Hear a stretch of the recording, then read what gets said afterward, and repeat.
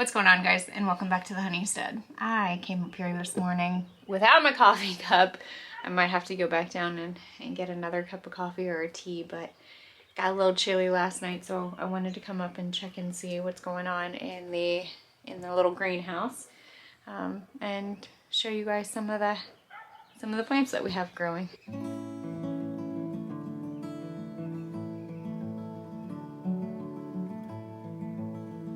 Look what decided to pop up. I've got some little baby hyssop, and then look at that sweet little motherwort. So far only one, but all of these are hopefully going to be popping up soon. The chamomile is still going crazy, but I am going to thin that out pretty soon, just not right now. And then the catnip is also growing. I started a few other things, some comfrey, which I think everybody should have comfrey growing outside. And then I don't know if this is going to work, but I started some hops. I'm still going to start some outside in the raised bed. And then I had a lot of people ask about passion flower. So that I just started, and then some butterfly pea on the end. So nothing yet, but it's coming. I'm watching my little chickens outside. Look at them, so happy. Some of the other things that we have that just popped up, look at that. Oh, isn't that beautiful? That is hibiscus. That just happened yesterday, literally. I love how much a seed can change, a little seedling can change so quickly. And then I have some cilantro. I'll thin these out as well.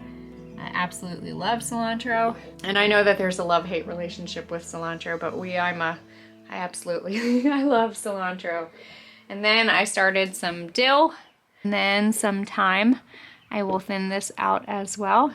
I also started some lavender and some sage and some more thyme. Look how beautiful that is. I ran out of my little tags, but I had clothespins, and I actually think that I like the clothespins a lot. I've got some Pleurisy Root that popped up. Oh look, Mr. Gray. This year, one of the things that I really wanted to do was start kind of like an internship here on our homestead, so that we can help pass down some knowledge, as well as allowing for the younger generation to get some hands-on experience. So we're starting with my daughter's really good friend that wants to learn gardening and herbalism and all these things. So why not bring her in and give her that hands-on experience? And then also, what's nice is it actually helps my daughter want to learn a little bit more. You know, it's hard when you're a parent and you want to show your kids this lifestyle, and we do a good job, and we definitely make sure that we take them with us along the way. But sometimes having a friend, having somebody that you're doing this stuff with, makes it a lot more fun. And I can honestly agree with that. This little homestead is turning into something that is greater than I could have ever imagined. So, and yes, it's nice to have a set of hands, an extra set of hands, and also, you know, see the younger generation get more involved. If you have teenagers and you want to do the homestead and you want to share this, maybe see if they have a friend that wants to learn as well, because it's nice. That is very exciting. And then I also started some ashwagandha. I'm going to give it a shot.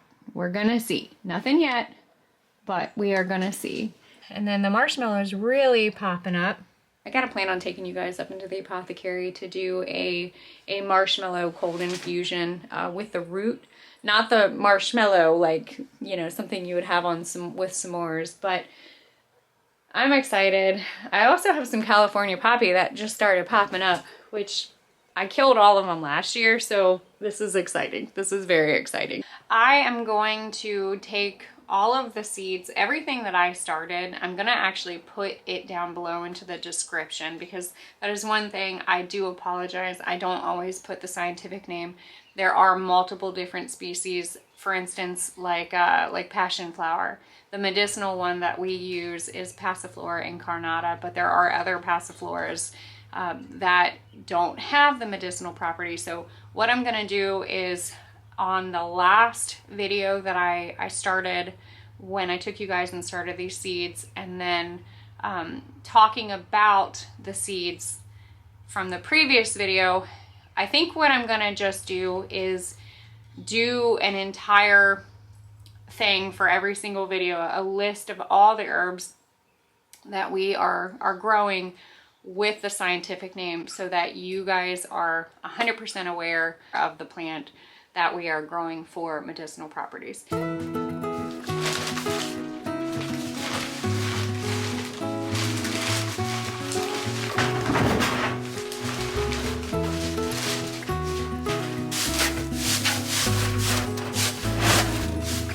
Now that I shared some of my plant babies with you, I've got some other babies that I'm going to share with you, and I need to go ahead and set them up. And I've got this metal trough that I think is going to be a perfect space for them in this greenhouse. It gets shaded right in through here, so that's why I'm kind of tucking it in here as well.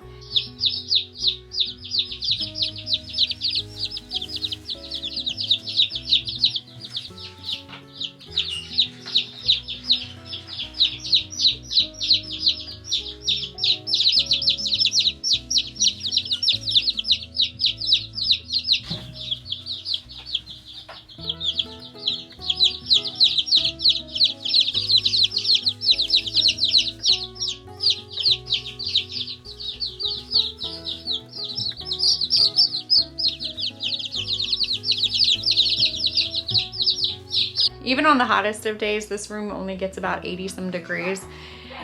I'm watching the weather big time. Yes, I'm gonna move my chicks up here. I think we're gonna be okay.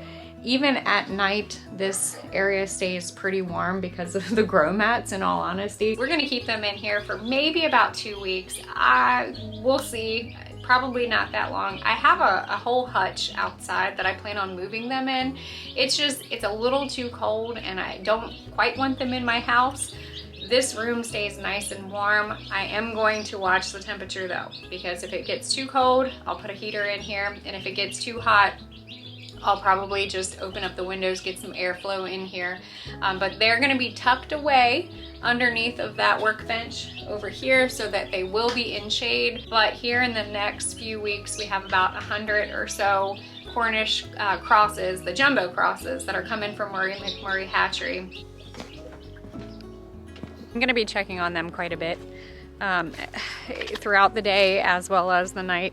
I want to see how well they do in there. I think temperature wise, I think we're gonna be fine. It's always about 20 degrees warmer in there than it is outside. And I have them not directly in the sun, so they do have some shade and a good space, so that if they need to get away from that heat plate, that they can. I'm hopeful that this is going to work.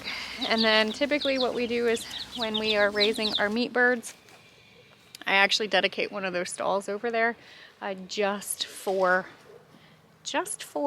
the meat chicks for the first 2 weeks, and then they are out on pasture, which I am very excited about.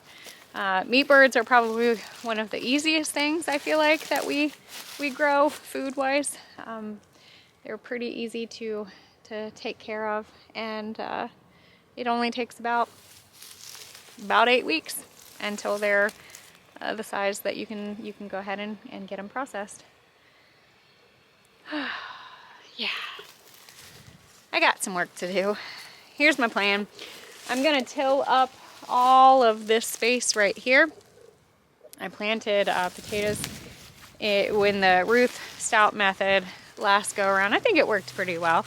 And then I've got this plot over here that I'm gonna pick up and move. I'm trying to kill off some pretty gnarly weeds, but I am gonna be growing my Milky Stage oats, my Avena sativa, throughout here.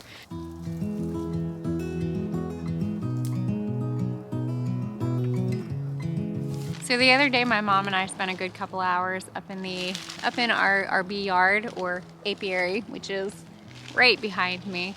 I was hopeful. It looked like we had activity in all 28 of our colonies. We went into winter with 28 colonies. I was pretty optimistic. However, come to find out during our inspections, there were 4 colonies that did not make it.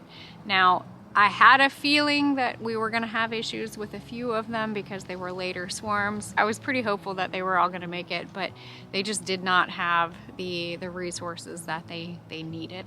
I should have probably combined all of those colonies, at least, you know, from 4 to 2, and hope that they were going to have the resources. But sometimes, you know, it happens. It happens with bees. And there are a lot of reasons why you lose colonies, especially over the winter.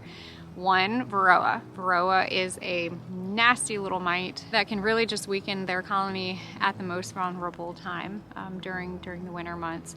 We're pretty good about checking our count. I had a colony that had a really high varroa mite count last year. Surprisingly, it's doing really well, and I need to finish doing all of my mite counts, but we were on just a little bit of a time limit.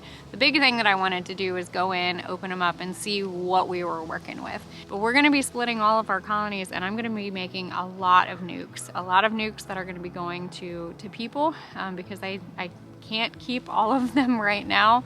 I'm probably going to lower my limit right now with the bees here in this space. And then I want to talk about the next step, which I think we have a perfect spot over here that we'll be creating a new bee yard. I'll be getting them out of the garden, which is going to be bittersweet, but having people here on a normal basis that is going to be coming in and, you know, working up in the garden. It's probably smarter for me to have the bees out of the garden, even though I don't mind it, but it is nice to have extra set of hands. That project will not start. I will not be moving the bees right now. I will be probably starting that soon. I've just got to kind of work it into the schedule. And now for my yearly beekeeping pep talk. I know I haven't taken you guys. Obviously, it's been a good while since I've talked much about the bees, but that is a huge part of the honeystead. I mean, we are beekeepers and we are homesteading, and so put it together. That's how we got the honeystead. But when it comes to keeping bees, especially for the person that this might have been their first year coming out of winter and finding that their colonies didn't make it, I want to tell you, and this is something I've shared for many years, sometimes you do lose them. But I don't want you to think of it like a failure. I don't want you to think of you losing your colony and giving up, because that typically is what happens. Beekeepers will they'll lose interest because they feel like they're constantly losing their bees. But I may be let that wind pass real quick. But I want you to look at it. Okay. But I want you to look at it in a different light. I want you to look at it as in, just simply look at it. What's the purpose of the bees? The purpose simply is for pollination. Yes, it's great to get honey, and yeah, it's great to you know, see your bees through the winter and then split and make more colonies. But if you just look at it as what's the purpose of the bees is to pollinate, and if you lost your colonies, you didn't fail. They still fulfilled their purpose. It just might not have been at the length of time that you wanted it to be. I don't want you to give up. I want you to keep going. I want you to clean up your stuff and catch bees, or go ahead and order another nuke. But if you give up, then that pollination, the reason that the bees are here, you're gonna take that away from your land. Hi, baby. But that's the pep talk that I want you to remember, because yeah, it hurts. It does hurt sometimes. But you didn't fail. You didn't fail as a beekeeper. And keep going. I'll be your cheerleader. I'm going to go check on these guys and talk about planting here in the next couple of videos. Maybe we're going to start talking about the new bee yard area. I know I've been talking about it for a couple of years, but you know, life gets lifey. So I'm gonna go get some work done, but as always, don't be afraid to get your hands dirty and learn something old. Bye guys.